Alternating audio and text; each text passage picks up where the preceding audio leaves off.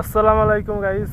টানা 4-5 দিন বৃষ্টির কারণে অনেক ধান ভিজে গেছে, তাই আমরা ধান আটি বেঁধে জালি দিয়ে ভুঁই ভরে সাজিয়ে থুইছি আলির পার দিয়ে। অনেক মানুষেরই ধান ভিজে গেছে, অনেক কষ্ট হচ্ছে ধান নিতে এখন।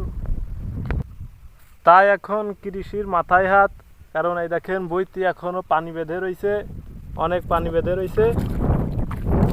এখন আল্লাহ যা করে সব ভালোর জন্যই করে। আল্লাহ বৃষ্টি দিছে, আল্লাহ রোদ দেবে, আল্লাহ এই ধান শুকাবে। আল্লাহ এই তো রুজির মালিক। আল্লাহ যদি খেতে না দেয় তা আমরা কেউ খেতে পারবো না। আল্লাহ তুমি যা করো আল্লাহ তাইতে রাজি খুশি আমরা। আল্লাহ তোমার পরে কোনো অভিযোগ নেই। আল্লাহ তুমি যদি বৃষ্টি আরও দাও আল্লাহ, তাও তোমার প্রতি কোনো অভিযোগ নেই, কারণ আল্লাহ তুমি যা করো সব কিছুই ভালোর জন্যই করো। আল্লাহ তুমি তো রুজির মালিক, আল্লাহ তুমি খাওয়ালে খাই, আল্লাহ তুমি শরীরে শক্তি দেওয়ানি মালিক, আল্লাহ তুমি শরীরে শক্তি দিলেই কাজ করে খাই মালিক। তোমার প্রতি কোনো অভিযোগ নাই। আল্লাহ তুমি অনেক মহান। আল্লাহ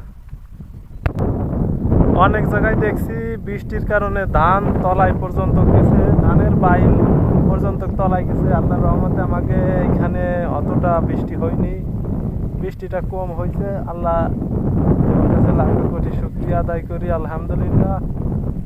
দেখেন ভাই, আমাকে এখানে যে বৃষ্টি হয়েছে, একটা রোদ রুখাইছে মাত্র, তাইতে প্রায় শুকাই গেছে। আর একটা রোদ খেলে আশা করি আল্লাহর রহমতে শুকাই যাবে। তা অনেক জায়গায় দেখছি যে মানুষ পানি বেঁধে গেছে, কত পানি, সেই অনুযায়ী আল্লাহ আমাদেরকে অনেক ভালো রাখছে। এই যে জমিটা দেখতে পারছেন, এই জমিটা হচ্ছেন আমাদের প্রায় 1 বিঘার মতো। এই জমিটা থেকে আমরা ধান বৃষ্টি আসার আগে তুলে বাড়ি নিয়ে শুকায়ে ফেলাইছি, আলহামদুলিল্লাহ। অনেক মানুষই ধান কাটতেছে বৃষ্টির ভিতরে।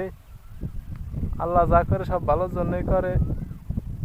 এখন দেখা যাক, আল্লাহ যদি সুবিধা দেয় আস্তে আস্তে ধান নেব।